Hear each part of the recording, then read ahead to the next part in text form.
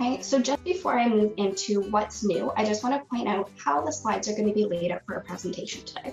Okay, so at the top of the screen, you're going to see a title of the feature, so that's what's new. And below that is the release number. Okay, the release number indicates that you have to be on that most recent release in order to be able to use this feature.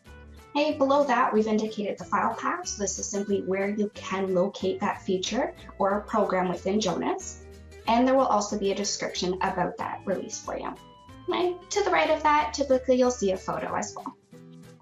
So let's go ahead and jump into what's new in Jonas Club Management. Okay, so first off, we have accounts payable. I've got one new feature here to share with you, and that's to do with the Select Check Design program. So for those clubs that use the Positive Pay AP module or auto reconciliation module, or those who don't know about it, it's actually designed to work in conjunction with your bank to help prevent check fraud. Okay, so it's a service from your bank that matches the account number, check number, supplier name, and dollar amount of each check presented. And it will check that for payment against a list of checks previously authorized and issued by the club. Okay, so all components of the check must match exactly, or the bank will not authorize the payment. Okay, so it's that nice extra security check for you. Now in the Select Check Design program, we've added a test file button for you. And this could be super handy if you're either switching banks or just got the module, so i.e. you've never used it before, because we now allow you to send over that test file as opposed to processing all your checks in order to make sure your setup's correct. Okay, so take advantage, use that test button, send that test file over to the bank, get everything sorted out, and then once you've made your adjustments and get the all clear, you can go ahead and process your checks. Okay, just jumping ahead of myself there, that leads us on to club management. Quite a few things to go through with you guys here, and the first one is in the Upload Cash Receipt Files program.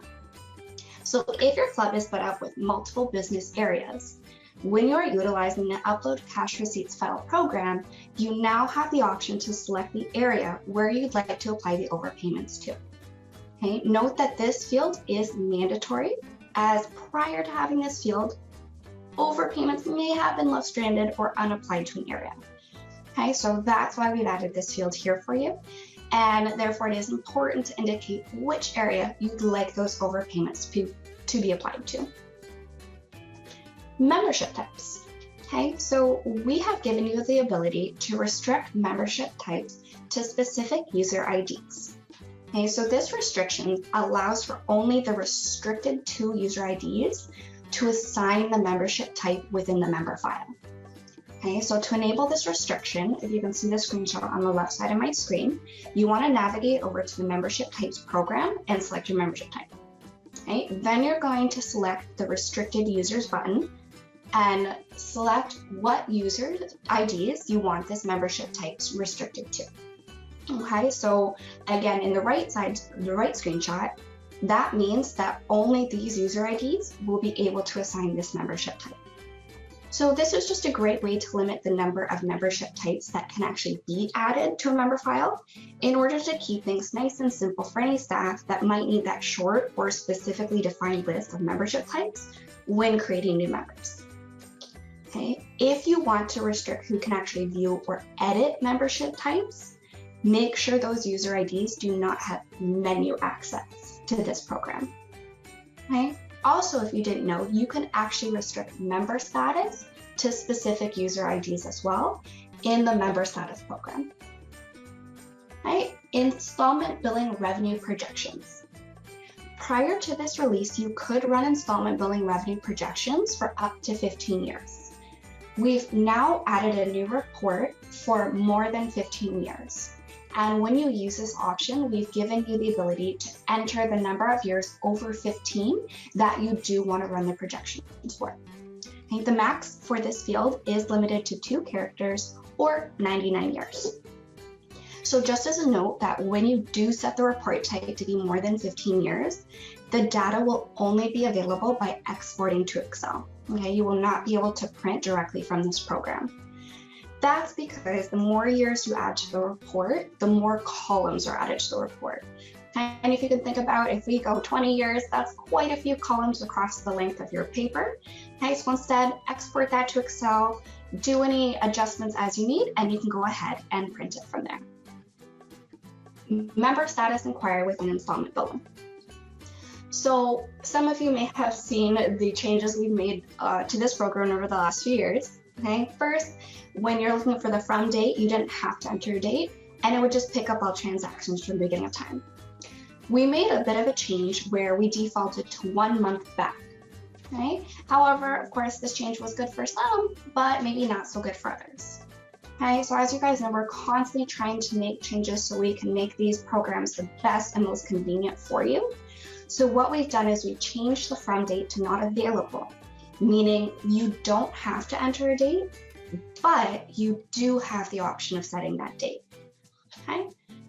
A little neat thing I wanted to let you know, if you guys can see the bottom left hand of my screen, okay, you don't have to type in 8 digits for the date.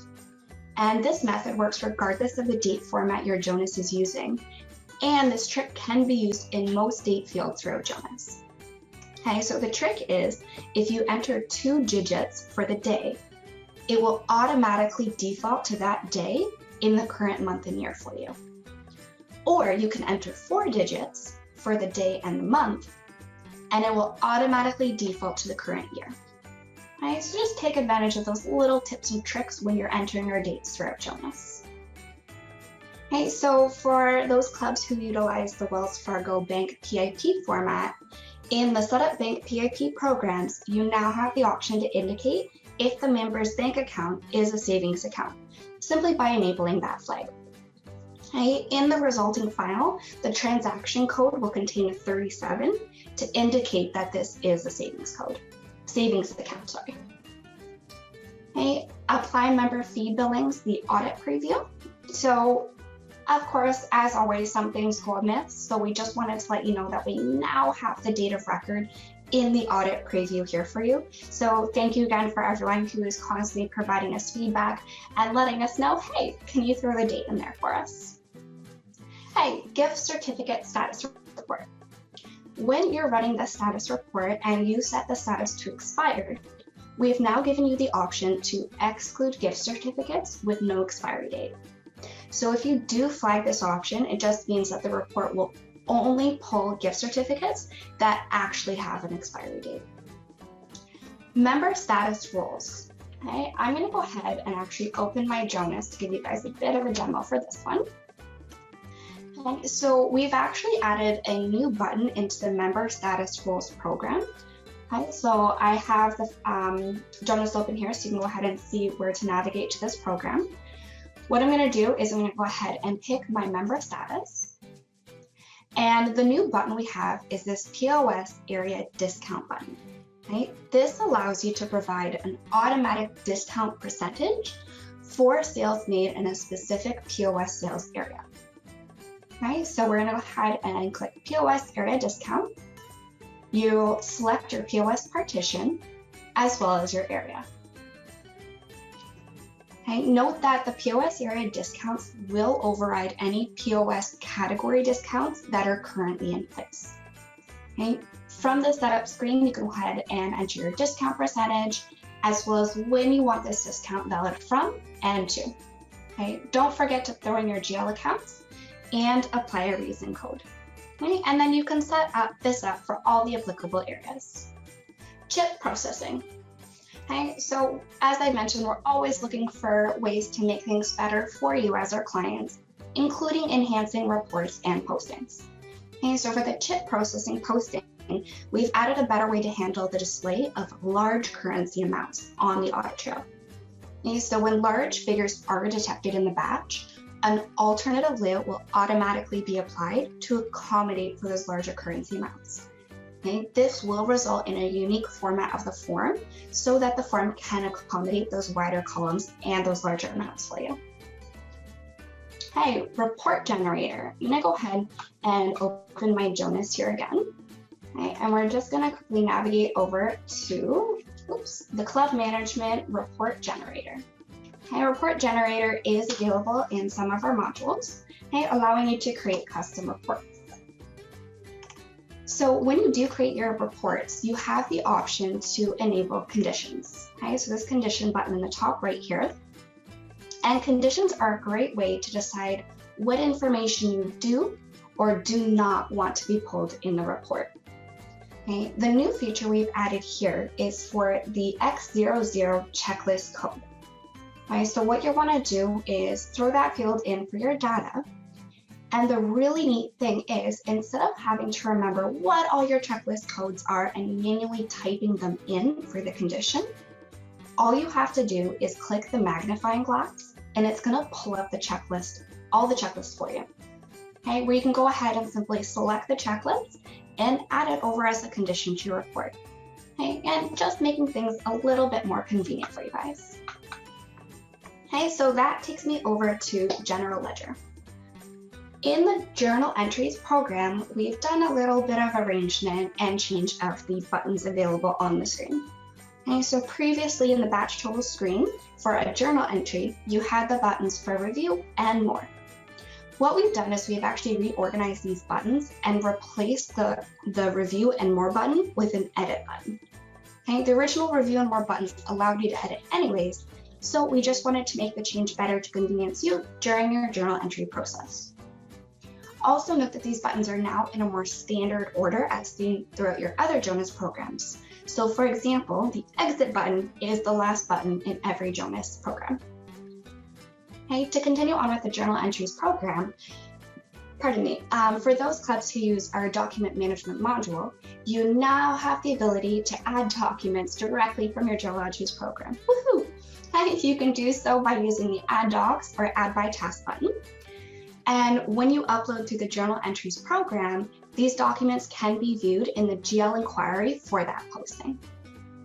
Right, so yes, I'm going to do a little blurb on document management for you guys, but for those clubs who don't know, the Advanced Document Management module is an additional purchasable module, and it's super fantastic because it lets you create document types. For example, on the left side of my screen here, you can create GL journal entries, or member documents, or anything that you want to store up in Jonas. Then when in a program within Jonas, a lot of the time, depending on the program, you have the ability to attach documents directly from that program. Okay, so for the example you guys see here, through your journal entry program, or for example, in the member file, if you want to upload a member document. Okay, if this sounds of interest to you at all, please definitely speak out to your account rep and they'll be able to provide you with more information. Okay, along with GL in here, in the Upload GL Transactions program, we now have the ability to force a journal entry balance by day or month. Okay, so you can set this in the balance entry by dropdown, and this allows you to check the day or month balance as opposed to checking the entire file. Okay, so you still have the option to choose entire file or total file, it just depends on what you're uploading at that time. Okay, so this is just a nice little check for those more complex uploads that require, that third set of eyes, just to make sure you didn't miss any typos. First one is in hotel management. Anybody that has the hotel module. Now when you print off mail merge letters, a lot of clubs print off some sort of a welcome letter for their guests. Now we have an option here to print arrivals for a specific date. We had two other options before, but now we have a third. Next one, also in hotel management, is for our report generator. Just a quick, simple one here. We added a field in the report generator for the departure date long form, and that was just to match another field that we have, which is the arrival date long form. Very simple. Within US Payroll, this one is for all of our clients in New Jersey. So in New Jersey, when you create a W-2 file, you also have to submit a W-3. And so we've just changed our program so that whenever you create a W-2 file for a New Jersey employee, we're going to automatically create that W-3 at the same time. Obviously saves you a little bit of time, a little faster. Okay, also within US Payroll, in the deduction screen and the maintain employee records screens, we've sort of reorganized this screen to more of a grid format just to match a lot of the other screens that we have in Jonas. And we've made the screen a little bit bigger, obviously a little bit easier to use for you. In terms of EEO reporting codes, which stands for Equal Employment Opportunity, A couple clubs were asking us to add this field in here, so we've added it in, a decline to answer field. So now that is available for everybody should you need it. And moving over to the point of sale, we have a couple sort of bigger features here in the point of sale. And this first one is called Change Chit Sales Area. Now, I would hope that it doesn't happen too often, but every once in a while I'll hear from a club where somebody changes the sales area on a terminal. Maybe you have to go back and make an edit and ring something up in a different area in the club. And then a lot of times people forget to change the sales area back to what it should be. And so inevitably you might have a server come along, ring up a bunch of items in the wrong sales area, and you have a bit of a situation where you've rung up a bunch of things in the wrong area at the club. So previously, in order to fix that mistake, you would have had to void out all of those chits and then re-ring them up in the correct sales area, which of course could be very tedious to do. So we added this program where you can go back and you can change either where the chit was closed, or you can change where the items were closed out, which area they were closed out in, which is obviously a very quick, simple, easy way of making that change. And that could potentially, depending on how you're set up, affect your revenue GL accounts as well. So it is very important that things are rung up in the correct sales area. Next one here, I'm going to give a quick little demo of where this is in the program and how this can benefit you. But we have this thing called an area toolbar in Jonas, and I'll show you exactly what that is and where it comes into play for you. But the feature that we've added in this quarter is that you're able to override that toolbar on the point of sale for each individual workstation.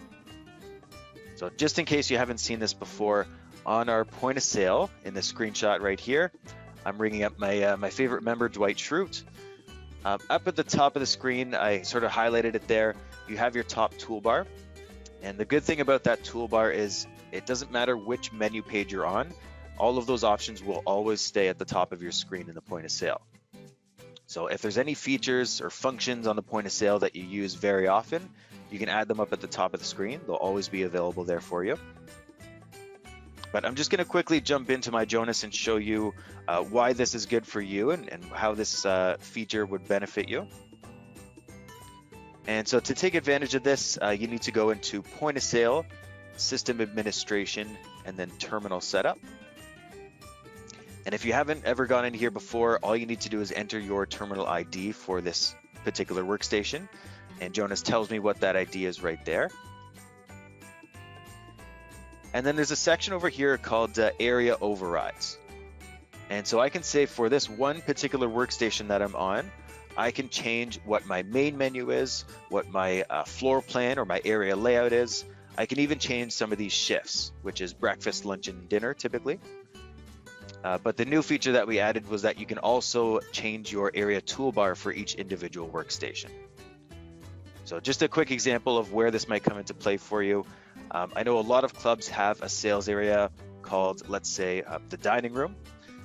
And then within the dining room, you might have one computer that's specifically at the bar. And so rather than that bar computer always bringing up the dining room main menu first and then navigating to the bar menu, you can override that on the one workstation and change your main menu. Or the new feature that we just added, you can change that top toolbar just for that one computer as well. Okay, and as I go through all these features here, just let me know, a quick reminder for everybody, if you do have any questions about these features, let us know in the questions box. We're here to help you, so let us know if you have any questions. Next feature in the point of sale has to do with the Jonas kiosk terminal function.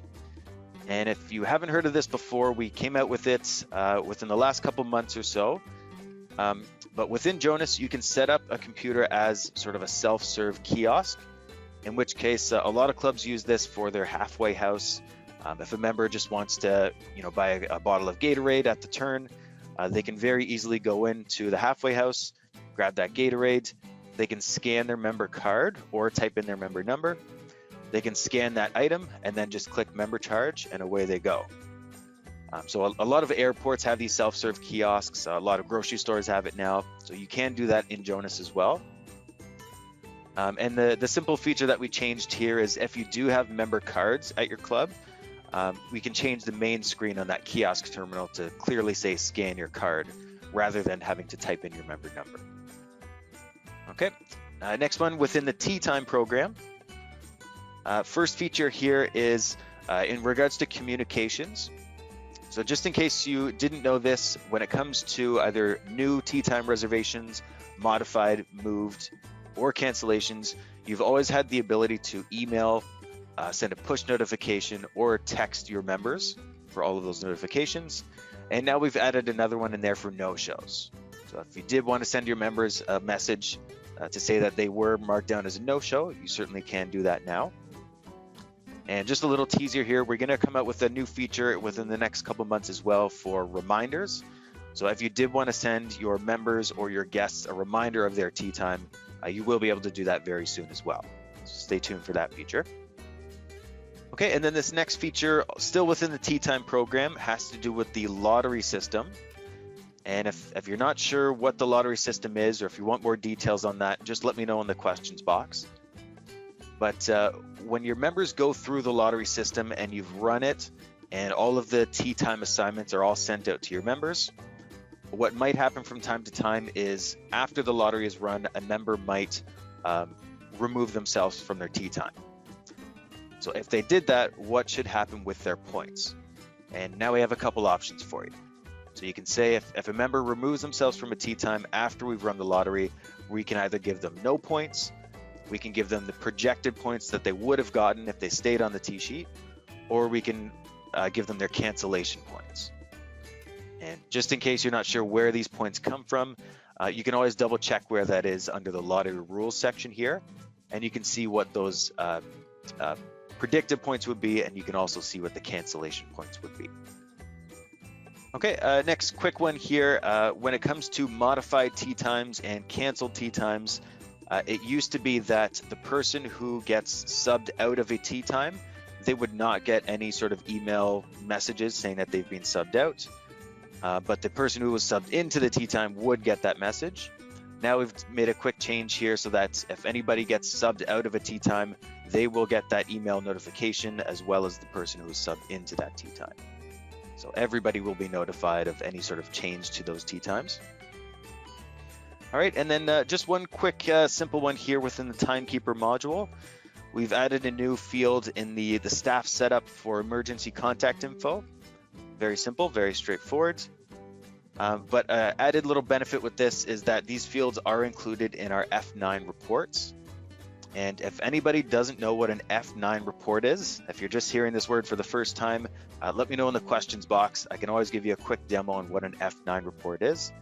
But essentially, wherever you are within Jonas, if you have a list of things, like a list of members, list of staff, sales items, you can always hit the F9 button on your keyboard and just quickly create a custom report on your own. We'll be going through the What's New in Jonas Activity Management in Q3 of 2021. With that in mind, we'll go over into activity tracking, which is a module we use to or allow you guys to track where people are going at the club when they arrive. So it provides people with members with the ability to check in on their own through a touchscreen terminal or with the keyboard and screen, and even using their member card or even the member barcode that they have if you guys are using our Clubhouse Online mobile app. So basically they arrive at this terminal and they can check themselves in. In addition, it provides you with front desk capability. So it allows staff to, as people hit a particular point of ingress, the front door, or if they're accessing the gym directly, with the ability for them to check in on the members' behalf. So the members don't have to interact with the terminal on their own, someone can check them in. With that in mind, we had released a very detailed report that gave you information on specific people and when they checked in.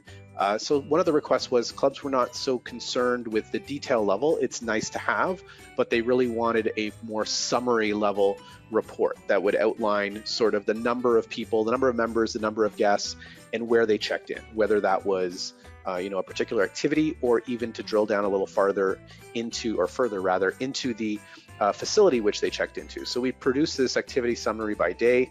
You can see here on the right, this image shows you all the configuration parameters. On the left, it's showing you what date range you want to set, what format of the report, and then some filtering options in terms of day of week and time of day. as well as check-in methods. So you can do all check-ins or just those that were done manually. And then on the right-hand side of that screenshot, you can see the activity type and facility filtering you have when you're creating the report. So if you really just wanted to see fitness, you could uncheck the club and pool and aquatics activities and just look at fitness. So it's all dependent on your setup. Those activities are driven by what you guys set up in your system, but when you run the report, you can have it as specific as you want to a particular activity and facility or group of facilities as you would like. The report output on the next slide just shows you the 3 different flavors of it by activity type and day. So it's grouping by activity type and showing you also the total activity as well as any guest charges that were applied if there were any guests. Below that, you'll see the activity summary by day. So this is the most sort of summary level report. It just says how many people checked in what activities, and what the total was. And then on the right, it's the most granular version of this summary level report, which will give you both the activity level and the different facilities within that activity. So the fitness example there, where it shows you a fitness total, as well as those subtotals from Fitness Studio 1 and Fitness Studio 2, as well as a day-by-day look at that report. But I can show you that report in a little more detail within my my jam right in front of me. So within activity tracking, if you're using it, you'll see there's a new report called Activity Summary by Day. And within here, you can set the date range. So I'm just going to go back as far as Sunday. I'm going to leave it as all days, but I could filter out whatever days I didn't want to use. Since it was Sunday, we're not going to see any detail for Thursday, Friday, or Saturday, so it's kind of irrelevant. You can set the time. I don't need it from midnight. Let's start at 8 a.m. and go throughout the rest of the day. And I'm going to use check-in method all. In addition, I'm not going to filter out any of my activity types or facilities. I want to show you all the data I have within there. But again, like I said, this list of activity types is going to be driven by what you have set up, and sub to those, it'll be set up by those facilities that are associated with those activities. So again, this is all based on your own setup, what activities you're using, what facilities within those activities you're using as well. But first, we'll start with the summary by activity, just the summary report. So when I generate that report, it's going to show me all the check-ins that took place between the 3rd and the 6th of October, so Sunday and today. And it will group them by activity type. So you'll see here there's club, fitness, and pool and aquatics, as well as a total for the 2 of them. So you see more guests checking into fitness than any of the other 2 activities. If, however, I were to modify it to say by activity type and day, then it would break down each activity type by each day contained within the report scope. So because I set it for the 3rd, 4th, 5th, and 6th, you'll see here that there's check-ins on the 6th in club, but none on the other days. But fitness has check-ins on 3 of those days, and pool and aquatics, again, is only today. So just showing you where your traffic is and on what day. So if you wanted to figure out which are the busiest days, you can run the report in context of a particular day, and even a time range within that day to see when it's busiest. And finally, we'll take a look at the activity type and facility by day version of this report. And as we showed in the screenshots, I'll just blow this up so you can see a little better. You can see it shows by clubhouse is the one facility in club, but in fitness, you can see there's 3 different facilities all tracking different check-ins. And then again, in pool and aquatics, and of course, a total activity for that day range. So just a nice summary level report to see the sort of numbers of members and guests that are checking in to the various activities and facilities that you're tracking using activity tracking. Moving on, class scheduling. It's a module that has been around for a very long time. However, in the summer of 2020, we released an online version of it so that members could go online and register for classes on their own. When that came out, we received a number of enhancement requests, and a lot of them were focused on a few key areas. So one of the ones we addressed in this in the version released at the end of July was the ability to establish a maximum registrants per booking. So the class still has an attendees limit. You'll see over here that it says 20, but on a per booking basis. So when a member goes in to register, we're now limiting, you now have the ability, I should say, to limit how many people can be registered in one fell swoop. So what'll happen is when a member goes in to try and make a registration for themselves, they'll be limited to 5. Once they reach 5 people on the booking, it'll prevent them from adding any further people. We also made some changes with the way in which it's displayed online. So We'll get into the web description in a second, but if you look here on the right, it shows where this description would appear. Prior to this, it was just a blank area here, so better use of the space gives you the ability to add more detail to what the class actually entails, so that when members are looking at it online, they understand what they're registering for. If it's a class that's suitable for them based on sort of what its requirements are, what capabilities they should have before they attend the class, just so they get an idea that they're not signing up for something that may be too advanced or too simple for them given their level of proficiency in the particular area of the class, be it yoga or tennis or golf, etc. Most recently, at the end of August, we released the ability for members to book on behalf of their guests online. So if you're using class scheduling, you would have noticed this feature was made available to everybody because prior to the institution of this feature, there was actually no ability to prevent guest registration except for the fact that the web did not support it, and if that were the case, the only place they could do it was in the back office, and that could be managed by a human being who's taking the registration to the terminal and saying, no, I don't want to allow any guests. So to address that, we made it available universally, however, gave you the ability to say, I don't want to allow any guests in this class. And when that disallow guest flag is checked, that will prevent the addition of guest registrants, whether it be online or in the back office. So it's kind of a two-pronged feature. One, you have the ability to say no guests, and then it takes the human element out of it, where they just simply won't be able to add guest registrants to a given class if it's a club user. And then on the flip side, the members now have the ability online to add guests to their registrations. So what I wanted to do was flip over to my Jam system again to illustrate some of these features. So what we'll take a look at is this intermediate Iyengar yoga class that I've created. So this is an instance of a class which includes all occurrences of it. So you set up the class instance schedule here, where you can say when the class is going to happen, and it's sort of like Outlook style recurrence, what time, what days of the week, and then when you want to end it by. So it'll automatically build out all of these occurrences. To that end, any description you add into this detailed description area that I talked about before will be applied to any occurrence of that class. So each of them will display the same description because it is effectively the same class. So in addition to that, we added this disallow guest feature, which again, like I said, will prevent the addition of guests if you so desire. I'm just going to uncheck this so we can take a look at it on the web. And then as we shown before, the ability to say how many registrants you want to have in a given booking. So with this description, you can add line breaks by just hitting enter. And I'll just add a line so we can see that that shows up on a separate line. And like I said, maximum registrants per booking is 3, and that's going to prevent me from adding more than 3 people. So I'm going to save that. And then what we'll do is transition over to Clubhouse Online, and we'll take a look at it through the website. So just bear with me a second. So I'm logged in as a member, Roger Smith, and now I can go to my yoga classes page and see all the yoga classes that are taking place in October, November, and so forth. And when I launch that intermediate Iyengar yoga on Friday, in here I can see I've added that final line of the description. It shows me all the available dates, so all of those which were within that 14-day registration range, I can register for any or all of those. And when I hit this register class, it's going to prompt me to say which ones do I want to register for. So if a member is interested in registering for a number of them, they have the ability to do so. And since I selected the Friday, October 8th, it automatically selects that one for me, but I only want to attend Friday ones, so I'm going to sign up for the 15th as well. If I wanted to add a guest, I could click on add guest and add guest first name and last name, and even provide an email if I wanted them to receive confirmations via email.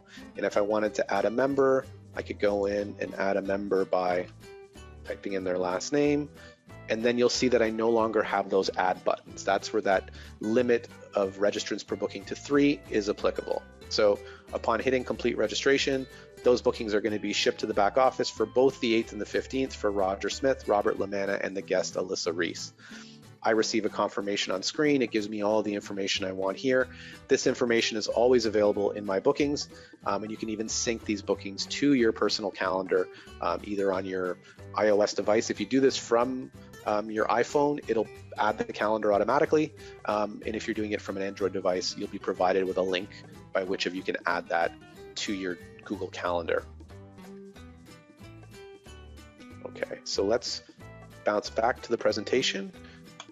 One more thing we added in terms of class scheduling is, again, another client-based request. Because classes can cover so many things, anytime you have multiple people can register for the same thing at a given time. That could be in golf, that could be in tennis, that could be in fitness, even some cases pool reservations we've seen, and other cases even gym reservations, especially during the pandemic where people are now forced to limit how many people could be in the gym at the same time. So we've seen it used in a variety of areas.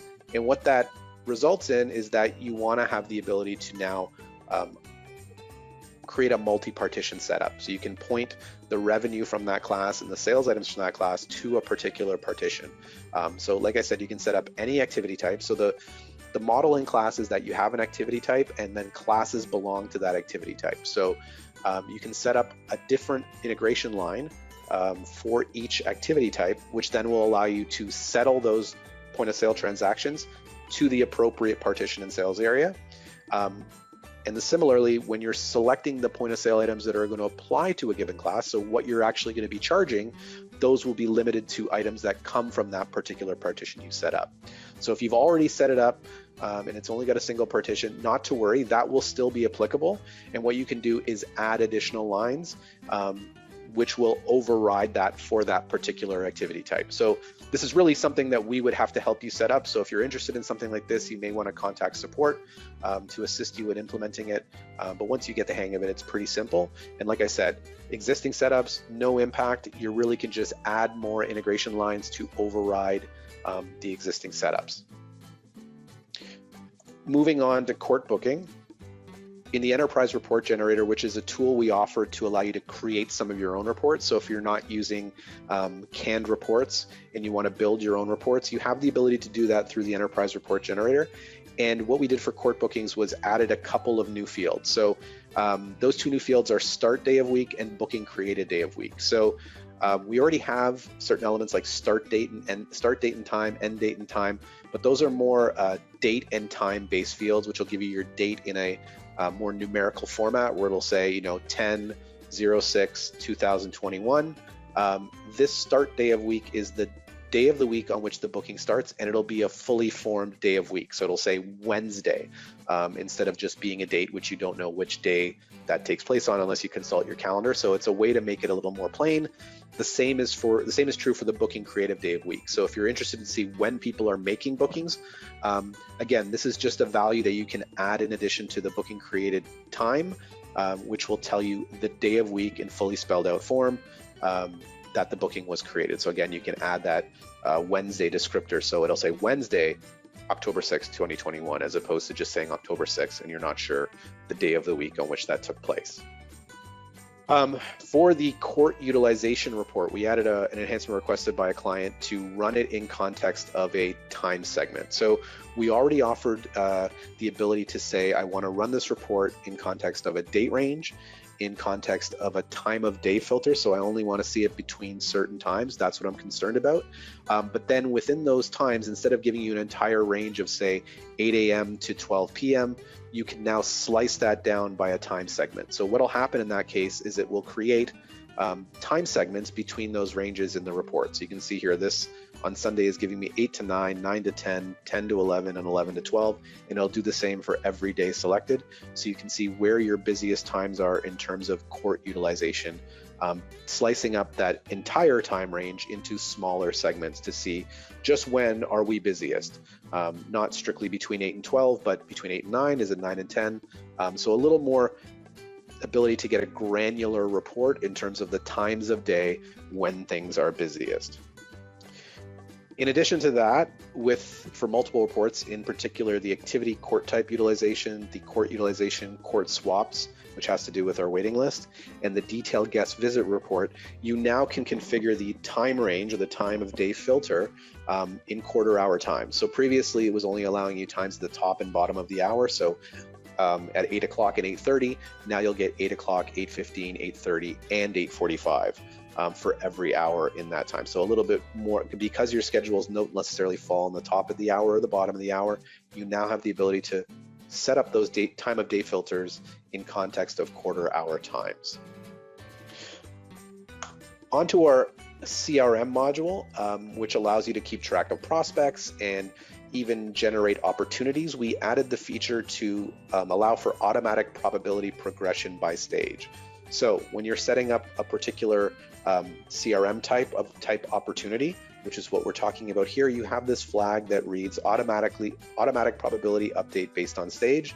And when you turn that on, you'll be able to select the stages you want to apply to that particular opportunity and then set probability. So if you're running any expected revenue reports where you're calculating the expected revenue based on the probability of that opportunity closing, you can have that probability automatically increase as you change the stage of the opportunity. So you can see here, initial discussion is set at 6%, planning 10, food tasting 66, confirmed 100, and then deferred and on hold have 2 and 3 respectively. So you set up those probabilities, link them to the stages, and then as your salespeople update the opportunities and modify the stage based on where it's progressed, that'll update the percentage of the probability of closing, and then you can run your expected revenue reports without someone having to make multiple simultaneous changes. Change the stage, change their own probability. You're establishing probability points so that your expected revenue reports provide you with a clearer picture of what you can expect in the coming weeks and or months. Moving along to a very popular module, as indicated by the Menti question, dining reservations. Kind of a subtle change, but something that's been requested by a number of clients, and that is setting up your meal periods in context of the interval you set for your dining reservations. So within dining reservations, you can have your interval set up to 15 or 30 minutes, however, which would allow reservations on the quarter and half hour. What we didn't have is the ability to set up your meal periods to start or end on quarter hour time. So as you'll see now within the screenshot, you can see that there are now quarter hour times available. So it seems like a recurring theme of quarter hour times, but yes, we've added the ability to start and end them on quarter hours. So now you can start it at 6 a.m., 6:15, 6:30, or 6:45, depending on when you're actually making your facility available for dining reservations. We've also added a feature to allow for the movement of virtual tables in a more simple fashion. So I don't know how many people are using virtual tables, but what they amount to are combinations of existing tables to allow for larger reservation sizes. So you may not have a 20-person table, but you would support that type of reservation if you combine tables 11 and 12 in your facility, which normally would have had to been handled manually, but now we're allowing it. This makes it easier for members to book online for larger party sizes if that's something you want to allow. So what happens is you have a virtual table that is comprised of combinations of component tables. And sometimes what we've seen, especially over the pandemic, is that clubs are moving tables from one facility to the other, most commonly from a patio or from an indoor facility to an outdoor facility. However, in that indoor facility, they may have had those tables as part of a virtual table, which makes those tables impossible to move. So what this tool allows you to do is move everything in one fell swoop. So you can go into your virtual table, hit this move virtual table and component tables to a new facility button, and that will prompt you to select the new facility to which you want to move it. Now, there are some conditions that are detailed in the text there, which I won't go into, but mostly it relates to, are these tables used in another virtual table, which is still assigned to the facility that it's in which case you won't be able to do it. However, if those tables can be moved without any implications to other virtual tables, then this tool will allow you to move the virtual and its component tables to a new facility in one fell swoop, as opposed to having to move all the child tables, then move the parent. It's just a simpler way to achieve something that seems like it's a common occurrence, or at least has been in the last 18 to 20 months. Hi, So if there are no more questions, and we thank everyone so much for taking the time to join us today. We hope you learned lots about what's new in both Jonas Club Management and Jonas Activity Management. And again, another friendly reminder, but make sure you're running your updates. Hey, I threw in a video link there for you guys on how to update your Jonas system. And that way, if you're doing your regular updates, you can take advantage of the latest and greatest features, updates, and everything new made available to you. All right, thank you guys so much. Enjoy the rest of your day, and we look forward to seeing you in our next What's New webinar for Q4, looking at probably around beginning of January. All right, have a great one, everyone. Bye.